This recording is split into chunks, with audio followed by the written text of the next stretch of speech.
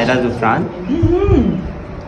जी मायरा। जी मायरा, आज आप हमारे प्रोग्राम में शामिल हैं, क्या कहेंगी? बल्कि पूरी फैमिली शामिल है और हमारे लिए खुशनसीबी है कि हर वालिद को जुफरान जैसा होना चाहिए। जी बताइए। अस्सलाम वालेकुम, मेरा वालेकुम नाम अस्सलाम। माहिरा अवान आईटी वाली है, तो मैं किताब के हवाले से कुछ बोलना चाहती अच्छा, हूँ। ये है मायरा आईटी वाली। किताबों में छुपी है इल्म की बात, ये दिखाती है सच की रात।